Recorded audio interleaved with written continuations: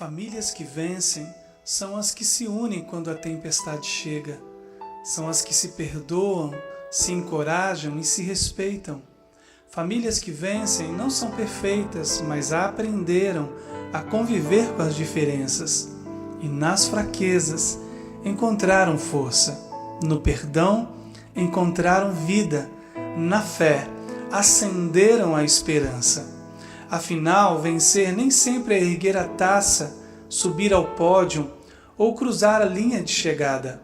Vencer é estar juntos, ainda que na perda, ainda que no choro, juntos, sempre juntos, para a glória de Deus. Graça e paz.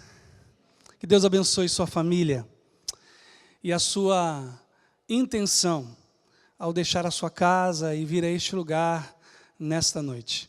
Estou certo, no mais profundo do meu ser, estou certo em pensar que Deus vai abençoar a sua vida pela intenção do teu coração, pelo esforço de estar aqui para ouvir conselhos da palavra dEle, de como conduzir a sua família para a glória e honra do nome dEle. Famílias que vencem pela fé.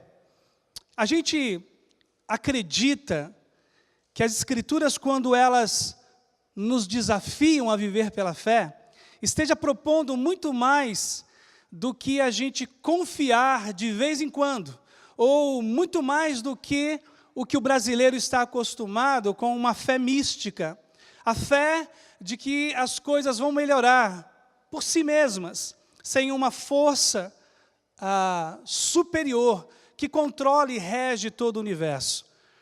Nós não temos uma fé qualquer.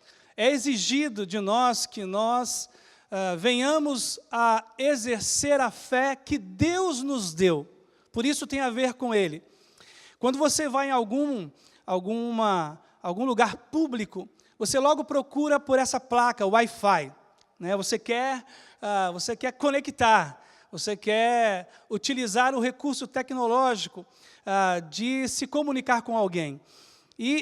Mas existe o Wi-Fi, em que você pode estar conectado com Deus o tempo todo. E a grande diferença é que o Wi-Fi, você precisa de autorização e precisa de um lugar específico que esteja propondo essa liberdade para o teu uso. Já a fé nos é exigido que não apenas a exerçamos na quarta-feira, mas todos os dias e em todos os lugares e em qualquer tempo.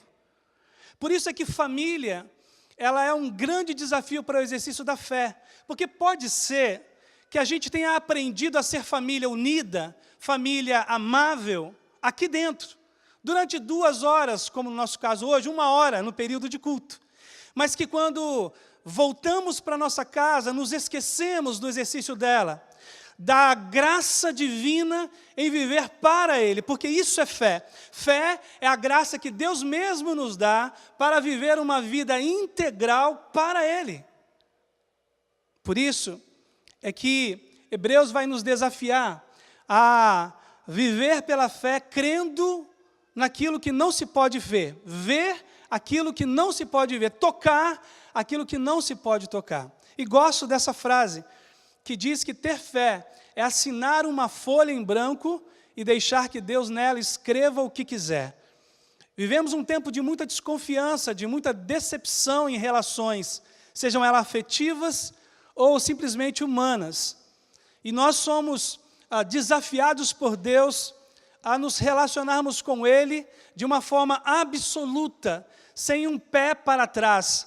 E é tão importante, irmãos, tão importante para cada um de nós aqui, que isso seja uma realidade para dentro da nossa casa. Que a gente acredite que Deus pode reverter todo e qualquer quadro familiar em que estejamos inseridos. Que Deus pode colocar no nosso coração e na nossa família o respeito que se foi, o carinho que não se tem, a admiração que foi perdida e esquecida. Pela fé é que nos movemos na relação com Deus, e é pela fé que a família vence. Vou levá-los para um texto que eu tenho uma admiração muito grande. Ele é um texto do Antigo Testamento. Está em 1 Samuel, capítulo de número 30. É um texto de 19 versículos, mas que vai ser o fundamento nessa noite para a reflexão de como família, nós podemos vencer. Há uma vitória que se esconde no exercício da nossa fé. E Deus vai chacoalhar a nossa vida nessa noite, para que nos lembremos ao voltar para a nossa casa, diante talvez de um quadro, à primeira vista, irreversível, que nós podemos crer num Deus que faz o impossível. Um Deus que mexe com o mundo espiritual para tornar real aquilo que nós não acreditamos ser possível de ver. Por isso esse texto vai lançar luz sobre essa realidade que nós vamos ministrar ao teu coração. Diz assim, versículos de 1 a 19, de 1 Samuel, capítulo 30. 3 dias depois, quando Davi e seus homens chegaram à cidade de Ziclague, viram que os amalequitas tinham atacado a cidade e a queimado completamente. Não mataram ninguém, mas levaram embora todas as mulheres, os jovens, as crianças e os idosos, e foram pelo seu caminho. Quando Davi e seus homens olharam para aquelas ruínas e compreenderam que suas famílias tinham sido levadas prisioneiras, choraram em alta voz, até não terem mais lágrimas. As 2 esposas de Davi, Ainoã de Jezreel e Abigail de Carmelo, a viúva de Nabal, estavam entre as mulheres que foram presas. Davi estava profundamente angustiado, pois os seus homens, aflitos por causa dos seus filhos e das suas filhas, começaram a falar em apedrejá-lo. Mas Davi recebeu forças do Senhor, o seu Deus. Então disse ao sacerdote Abiatar: traga-me aqui o colete sacerdotal. E Abiatar o trouxe a Davi. E Davi perguntou ao Senhor: devo perseguir esse bando de invasores? Eu os alcançarei? E o Senhor disse a ele: sim, vá atrás deles, você os alcançará e conseguirá recuperar tudo o que eles tomaram de vocês.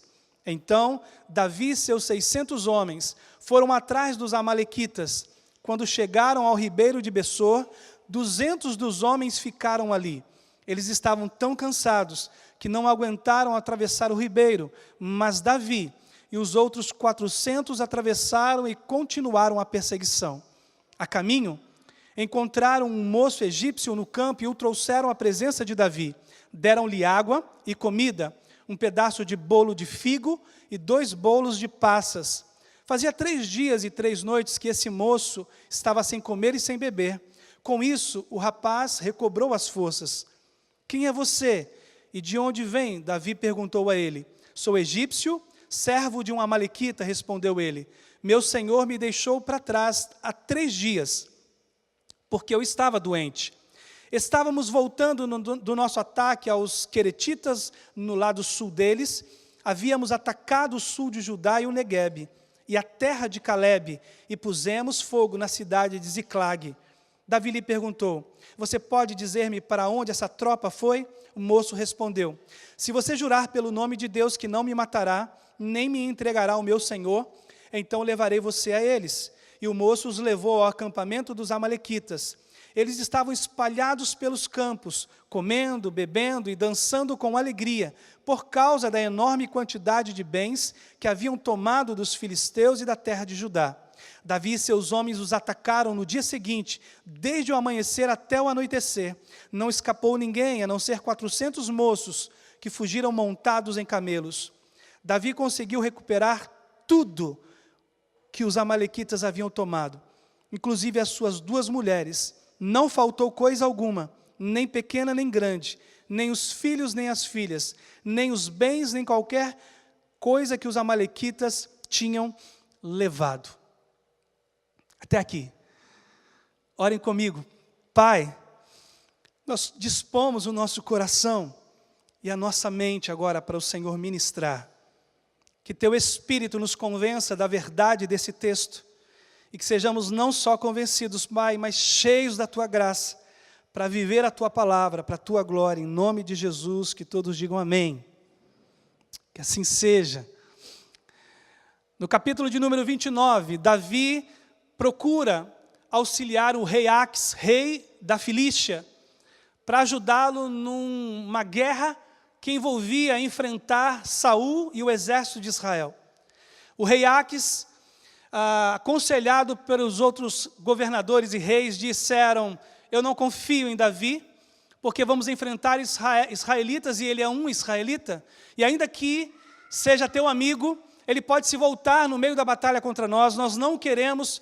O rei Aques, embora seja amigo de Davi, o procura e diz: Davi, eles não confiam em você, eu confio, mas não posso ir contra eles, volte para a sua cidade, voltem para as suas mulheres e filhos. Então, o capítulo de número 30, versículo 1, é Davi voltando para reencontrar suas famílias, sua família e as famílias de seus homens.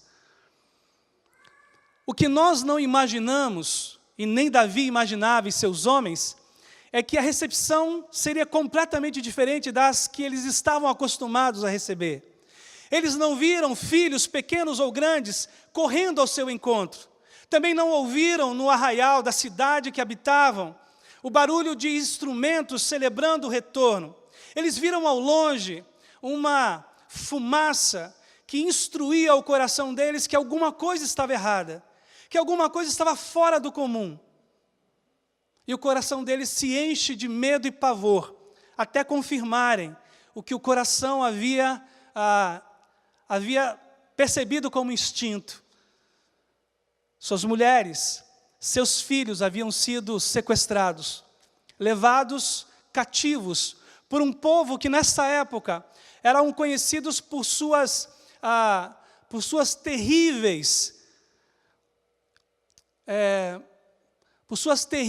formas de tratar os seus cativos. E o que vai se desenrolar nessa história é a capacidade de alguém crer de tamanha forma em Deus para recuperar a família que foi tirada. Enquanto eu ministro ao coração de vocês, queria lembrá-los do que Jesus ensinou no Evangelho de João, capítulo 10, versículo 10. Não temos mais amalequitas no nosso encalço. Nós não temos mais um exército inimigo para invadir a nossa casa, mas a Bíblia diz que nós temos um inimigo espiritual, que quando chegamos em casa, detectamos que também a coisa não está bem. E é por aqui que eu quero levá-los aos 3 princípios para vencermos por meio da fé. E se você tem o seu esboço, você pode completar. Famílias que vencem através da fé, precisam de fé para crer que Deus ouve o nosso lamento. Deus ouve o nosso lamento.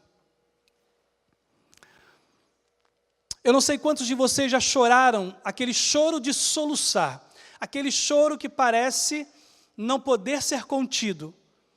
Eu já chorei inúmeras vezes dessa forma, que você quer ter um controle emocional sobre a angústia, mas ela parece ser mais forte que a sua.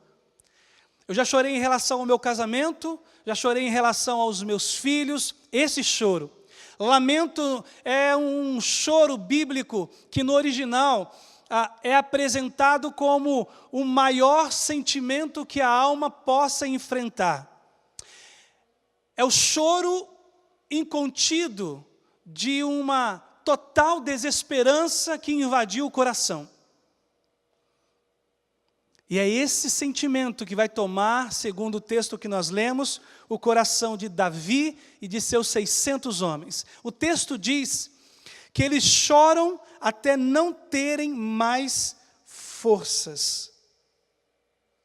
O desespero é tão grande que mina a esperança e a força para reagir.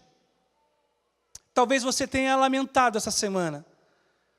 Talvez você chegou em casa e percebeu, já de dias, que seu casamento não vai bem, que a relação com a esposa, de alguma forma, foi atingido. São as fumaças que Davi percebe antes de chegar propriamente à sua cidade. Talvez você tenha vindo nessa quarta-feira, mas sua relação com seu filho está completamente atingida. Talvez seu filho não esteja mais em casa. Talvez seus pais estejam perto de um divórcio. O que eu quero levá-los a compreender que a fé, ela precisa ser ativa todos os dias, porque nós vivemos surpresas desagradáveis todos os dias. Estamos à disposição de surpresas que podem nos roubar o chão. Está tudo bem, está tudo equilibrado, tem dinheiro no banco, os filhos têm saúde, e eis que, em algum momento, a esposa diz, olha, eu sou infeliz. E tudo aquilo que parece equilibrado passa a não ter sentido. É isso que está acontecendo no texto. Nós precisamos lamentar, erguer a Deus um clamor da alma, por percebermos que há algo fora do lugar na nossa família. Vão dizer para você que a vida é assim mesmo, que você deve conduzir, sem mexer muito nas coisas, porque elas podem se complicar. A Bíblia diz que não. A Bíblia diz que você não pode ser passivo, que você não pode ser indiferente.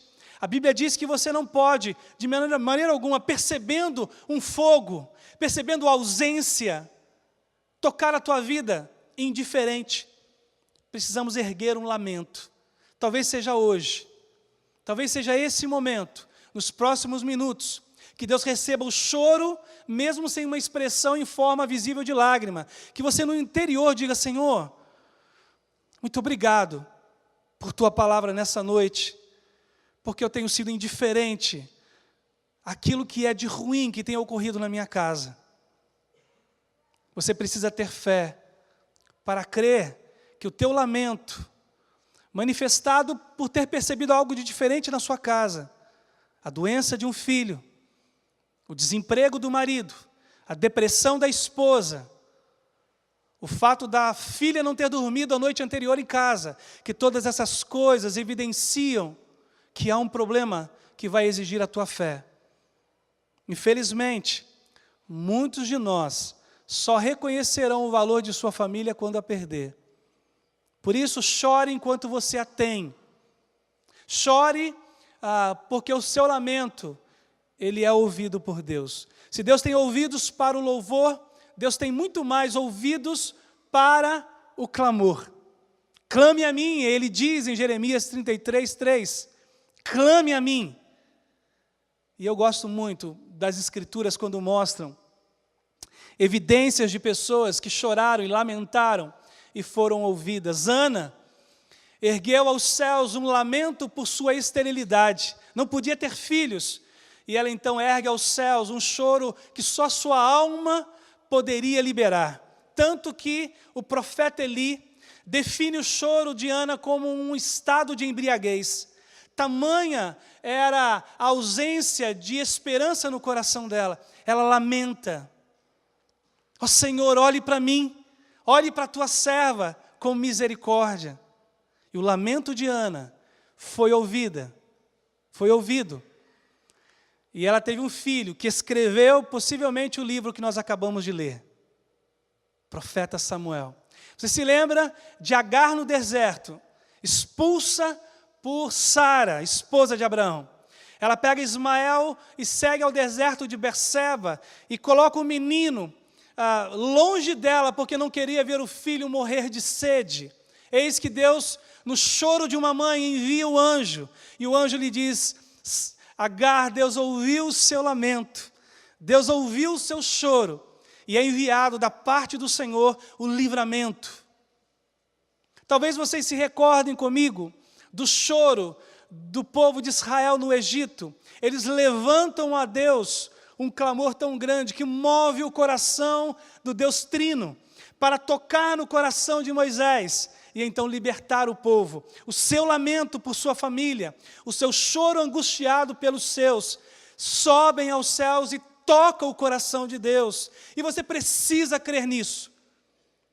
Não só nos tornarmos ativos no processo que Satanás sutilmente, sorrateiramente tem desenvolvido na nossa família, os planos para destruir os nossos filhos, destruir o nosso casamento, não nos tornarmos indiferentes, mas acordarmos e nos levantarmos como aqueles que choram pelo nosso lar. Levantar um lamento hoje é tocar o coração de um Deus que diz no Sermão do Monte: bem-aventurados que choram, porque eu os consolarei. As estratégias, as forças, a sabedoria nascem de um coração que fervorosamente apresenta a Deus em oração a sua família, seu casamento, seus filhos, seus irmãos, seus pais, seus avós, seus primos, seus tios, seus cunhados, suas noras, seus genros. A família que vence é aquela que exerce uma fé que crê que Deus ouve o lamento. E eles choraram até não terem mais forças. Mas o choro, ele não pode de maneira alguma perdurar para sempre. Porque a fé que crê que Deus ouve é uma fé que aguarda uma direção divina. E não sei se já ocorreu com vocês, mas comigo inúmeras vezes, em que, angustiado diante de uma situação que precisaria de uma solução, mas que humanamente não conseguia perceber, Deus lança a sua luz. E a gente vê portas que estavam fechadas. E a gente tem ideias que a gente não imaginaria serem possíveis de chegarem à nossa mente, ao coração.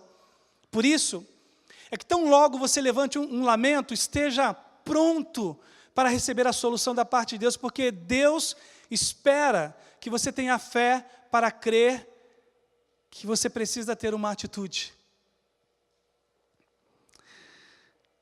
O choro é importante porque nos arranca da indiferença, da apatia em relação ao que está ocorrendo debaixo do nosso teto. Mas só chorar não é o suficiente. Você precisa ter uma atitude. Porque Deus nunca permitiu que as pessoas ficassem apenas no lamento. Ele vai apontar a direção a seguir. Então Davi e seus 600 homens foram atrás dos amalequitas. Davi, de imediato, diante da dor, sabe que seu choro chegou diante de Deus e diz: nós precisamos consultar a Deus em oração, se devemos ou não sair para buscar e resgatar, recuperar a nossa família. Ele não procura nenhum outro tipo de auxílio, ele não volta caminho para consultar o rei Ax, ele se lança a depender de Deus para uma decisão. E como sempre, irmãos, nosso Deus que é fiel, nosso Deus que é verdadeiro, amigo sempre presente, Ele está conosco para dizer: vá, porque eu estou com você, Davi. Você vai recuperar a sua família. Vá, Davi, levante-se. E eu fico imaginando, irmãos, eu gosto muito de filmes. Esses filmes como, por exemplo, O Gladiador, em que um exército inteiro precisa ser motivado para o enfrentamento de uma batalha.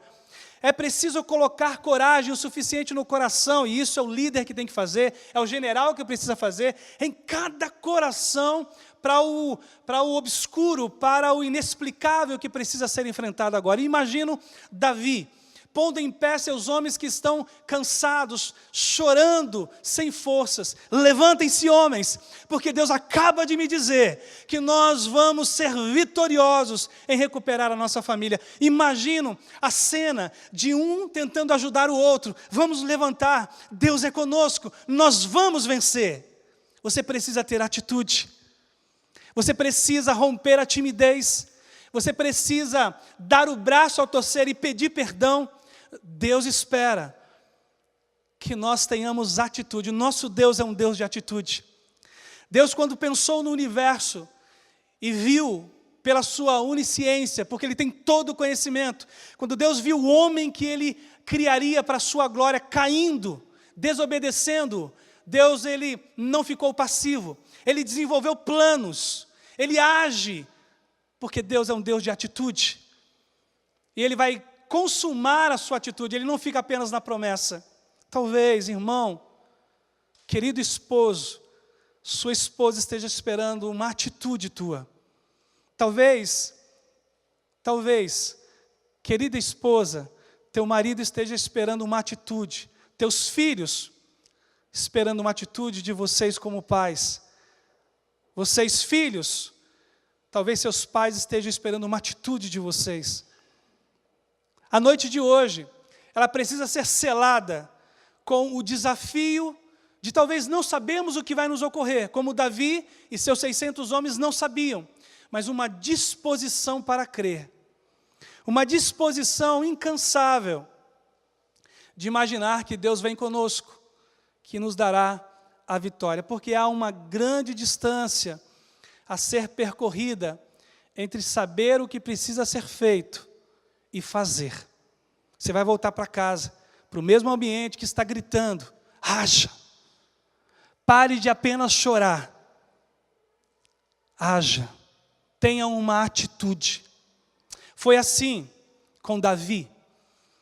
Davi, quando teve que enfrentar Golias, ele foi o primeiro a se oferecer ao ouvir Golias blasfemando do Senhor dos Exércitos. Ele não volta para casa depois da missão dada por Jessé de levar comida aos seus irmãos no acampamento. Ele se oferece. Mal sabia Jessé que o seu filho, que foi apenas levar comida, sem nenhuma experiência de guerra, enfrentaria o maior guerreiro de sua época. Atitude. Foi assim também com Moisés, que erguido no Monte Horebe para a missão, resolve ter uma atitude de obediência, e vai ao Egito, e volta, e você conhece a história. Foi assim com Pedro, que depois de pescar por toda uma noite, e não ter pego nada, pela manhã desafiado por Jesus, mesmo que fosse reconhecido como filho de carpinteiro, sem nenhuma experiência para pescaria, Pedro diz, Senhor, mas sobre tua palavra, eu tenho uma atitude, obedecerei, voltarei ao mar. O que nos falta em relação a nossas famílias é uma atitude sacerdotal, de intercedermos pela nossa família com os joelhos dobrados, de olharmos para as Escrituras como um manual de instrução para as relações familiares, de verdade, de colocar Deus em seu devido lugar, em primeiro lugar na nossa família. Os homens de Davi choram, mas eles se levantam, enxugam as lágrimas e partem para a missão dada por Deus de resgate de suas famílias. Por último, é preciso que tenhamos fé, e as famílias que vencem são as que têm fé, para crer que em Deus nós podemos ser resilientes. Resiliência é a capacidade de encontrar forças onde visivelmente elas não mais existiam. Capacidade de não desistir, de persistir. E o que acontece é extraordinário, irmãos. É lindo. 600 homens cheios da coragem, da verdade entregue por Davi, eles sobem seus cavalos. Haviam vindo já de uma distância muito grande, mas depois de chorar e se cansarem, são levantados por Deus, sobem seus cavalos e iniciam uma jornada rumo à recuperação de suas famílias, ao resgate, à virada de mesa. Só que eles chegam perto de um ribeiro, o ribeiro chamado Bessor. E perto do ribeiro, 200 deles caem exaustos. O texto não diz que são os animais que se cansam. O texto diz que são os homens que, angustiados, sem força alguma, dizem a Davi, Davi, nós não conseguimos prosseguir. E é aqui que está a chave para a nossa ministração dessa noite. É aqui, é nesse princípio. Porque muitos de nós param de chorar. Muitos de nós se levantam com uma atitude, mas é uma atitude pouco durável. É uma atitude que dura horas, para alguns talvez alguns dias. E logo nós voltamos à apatia. Logo voltamos às mágoas causadas. Logo voltamos ao desrespeito para com o membro familiar. Nós não somos firmes, nós não somos constantes, nós variamos. E o que Deus exige de nós é resiliência. Vocês chegarão, se não estão hoje, à margem de um ribeiro. O ribeiro os provocará a desistirem. O ribeiro dirá a vocês: olha, você já deu tudo de si, você chegou no seu limite. Mas sabe o que Davi dirá? Vocês, se estão cansados, fiquem, eu prosseguirei. Eu vou encontrar em Deus uma força que não tenho. E a Bíblia nos diz que nós devemos, em Efésios capítulo 6, nos fortalecermos na força do Senhor. Davi se fortalece na força do Senhor, ele atravessa a margem do ribeiro Besor, e ele então ruma a sua vitória. Para mim isso é extraordinário, porque Deus talvez esteja dizendo a mim e a vocês nessa noite, que há um ribeiro, o ribeiro se chama refrigério. Essa palavra Besor significa refrigério.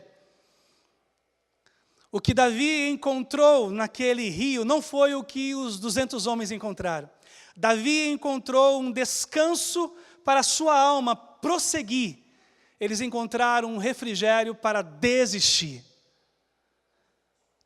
Por isso, e esse rio existe até hoje, por isso é que diante de nós é posto um grande desafio nessa noite, de ficarmos à margem ou de atravessarmos e crermos que Deus vai nos conceder a vitória.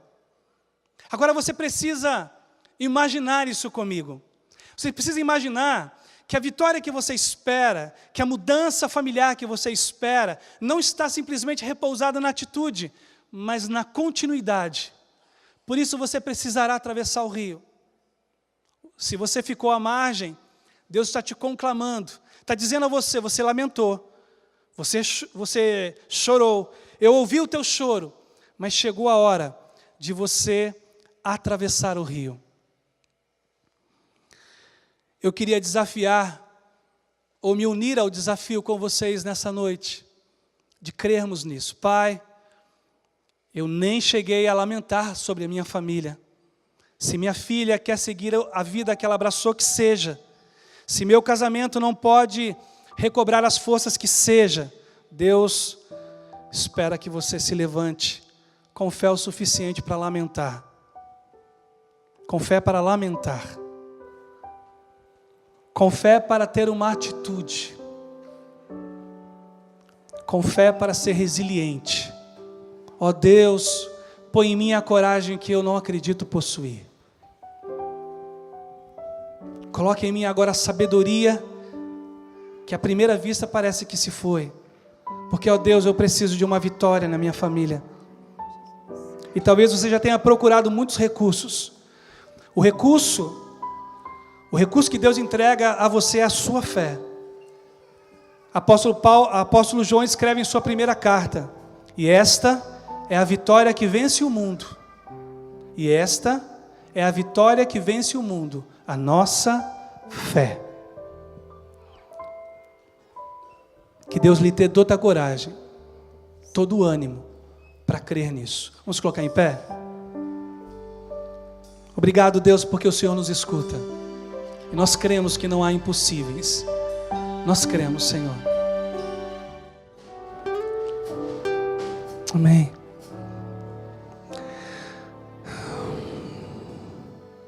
O pastor Geraldo vem aqui. O pastor Geraldo vai orar por nós. Depois vai nos também trazer a bênção do Senhor. Acredite. Muitas vezes na minha vida eu me vi na margem que Deus esperava que eu atravessasse confiante. Muitas vezes. E por isso eu sei que não experimentei a vitória que deveria ter experimentado.